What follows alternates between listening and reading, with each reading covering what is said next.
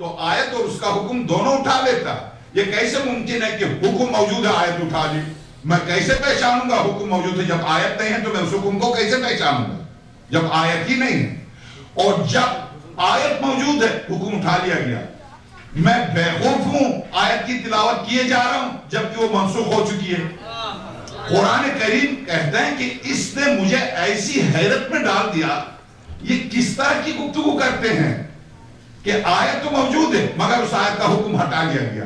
جیسے آیے متا جیسے یہ مثال میں نے دی. ہاں آپ کی سہولت کے لیے صلوات دی.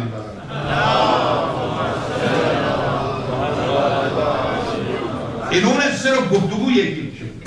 انہوں نے گفتگو یہ کی کہتے ہیں کہ اس نے اللہ نے جو آیت نازل کی تھی اسے اٹھا لیا لیکن اس کے حکم کو باقی رکھا. جب آیت اٹھا لیے تو آنے والے مسلمان کیسے سمجھیں گے حکم باقی ہے؟ انہیں کیا پتہ چلے گا حکم باقی ہے؟ اور وہ بھی قرآن سے ثابت کرے حکم ہے. جب قرآن میں حکم اٹھا لیا گیا, قرآن میں آیت اٹھا لی گئی تو میں کیسے ثابت کروں اس کو مسلمانوں کے لیے؟ کس عقل نے یہ کہا؟ تو اب آگے کہتے ہیں نتیجہ یہ بات مجھے انتہائی عجیب لگی کہ آیت منسوخ ہو چکی لیکن اس کا حکم باقی ہے, اور دوسری طرف سے آیت موجود ہے لیکن اس کا حکم منسوخ ہو چکا. اس نے مجھے اتنی حیرت میں ڈال دیا کہ کس طرح سے متضاد گفتگو کر رہے. قرآن مجید کے متعلق ان اختلافات کو دیکھ کر میں اس نتیجے پر پہنچا کہ ان تمام مشکلات کو دور کرنے کے لیے ایک جامع شخصیت کی ضرورت ہے. ایک جامع شخصیت کی ضرورت ہے, اور وہ شخصیت خدا کے پسندیدہ رہبر ہی کی ہو سکتی ہے. لیکن سوال یہ کہ وہ رہبر کون ہے اور اس نے اپنی رہبری کا اظہار کر کے حفاظت دین کا منصب کیوں نہیں سنبھالا؟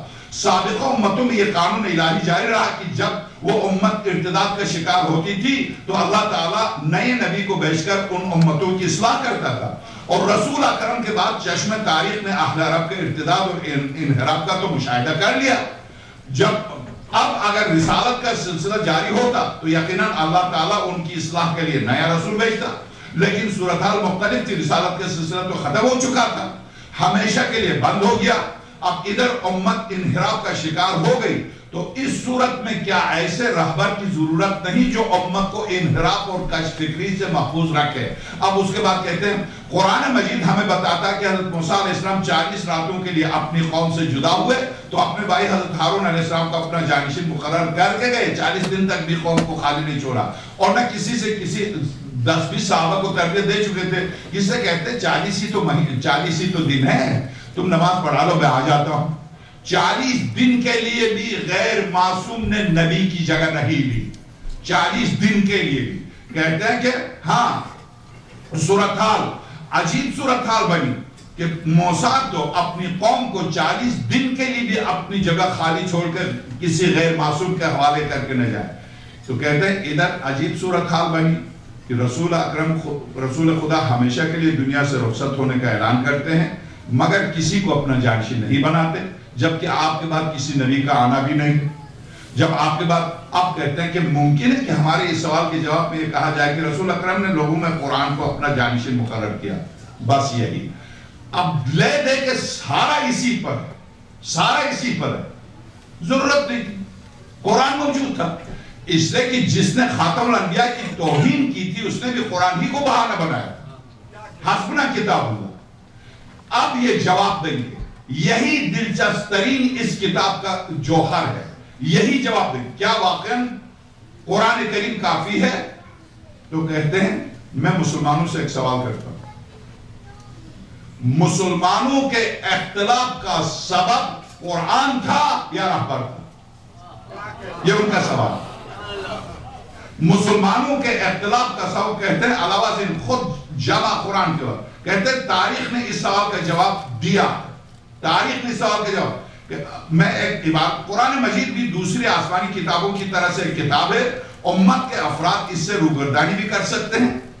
قرآن کتاب ہے, جب ایک شخص کتاب سے منہ موڑ لے, کون ہے جو کتاب کی, کیا خود کتاب اس کو موڑ کے لے آئے گی یا کوئی ہو جو کتاب کی طرف لے آئے؟ کتاب ہے. تو کتاب سے اگر منحرف ہو جائے تو کون ہے؟ کیا خود کتاب ہے جو اس کو منحرف ہونے سے بچائے یا کوئی شخص ہو جو قرآن سے منحرف ہونے سے اس کو بچائے؟ تو کہتے ہیں کہ سابقہ امتوں میں کیا کتاب نہیں تھی؟ توریت تھی. جب توریت تھی تو موسیٰ توریت کو حوالے کر کے چلے جاتے، درست ہے توریت لینے کے لیے گئے تھے جس وقت حضرت ہارون کو اپنا جانشین بنا، اس وقت توریت لینے کے لیے گئے، مگر جب وفات کا وقت آیا تو شمعون الصفا کو کیوں آپ نے اپنا نائب بنایا؟ امت کے حوالے کرتے یہ لو توریت مکمل ہو گئی ہے، میں پڑھا چکا ہوں، توریت پر عمل کرو۔ حضرت شمعون کو کیوں اپنا نائب بنایا؟ ٹھیک، حضرت سلیمان، حضرت داؤد پر زبور اتری، حضرت سلیمان چلیے نبی تھے، پیغمبر تھے، حضرت داؤد کے بیٹے تھے، درست، مگر جب حضرت سلیمان کیوں مجمع عام میں حضرت آصف بن برخیہ کا تعارف کرا رہے؟ کیوں کہتے ہیں کہ کون ہے جو اس وقت تخت بلقیس کو ایک آن واحد میں 1600 میل سے ایک لمحے کے اندر کون ہے جو تخت بلقیس اور بلقیس کو لے کے آئے؟ تو کہتے ہیں جنات، سورہ نمل، جنات میں سے فقام عفریت من الجن، یہ سورہ نمل صحیح آیت، جنات میں سے عفریت اٹھا، اس نے کہا اے سلیمان تخت سے اٹھنے سے پہلا مجھے حکم دے، آپ کے تخت سے کھڑے ہونے سے پہلے میں لا سکتا ہوں، ایسی کیا بات ہے؟ تو فقام، انسانوں میں سے ایک شخص اٹھا، اس نے یہ کہا کہ آپ مجھے صرف اشارہ تو کر دیجئے، یہ تو دیر کر رہا کہ آپ کے تخت سے اٹھنے سے پہلے لا رہا، آپ کی آنکھ کھول کے بند کرنے سے پہلے لا دوں، ایسی کیا بات ہے؟ تو جب جیسے ہی حضرت سلیمان نے ابھی اشارہ بھی نہیں کیا، اس شخص نے، اس مرد نے، اس رجل نے یہ جملہ کہا، تخت اور بلقیس دونوں سامنے۔ تو اب پوچھتے ہیں لوگ، امام صادق صلی اللہ علیہ وسلم، یہ تو آیت ہے، اس سے کوئی انکار نہیں کر سکتا، کیا اس جن کے پاس وہ علم تھا جو سلیمان کے پاس نہیں تھا؟ کیا اس انسان کے پاس وہ علم تھا جو پیغمبر خدا کے پاس نہیں تھا؟ تو امام ششم نے فرمایا نہیں، اس شخص کے پاس جو علم تھا وہ بھی اس نے سلیمان سے سیکھا تھا۔ سلیمان ابن داؤد چاہتے تھے کہ وہ نہ ہو اس کے نائب کے ساتھ جو خاتم الانبیاء کے نائب کے ساتھ ہوگا۔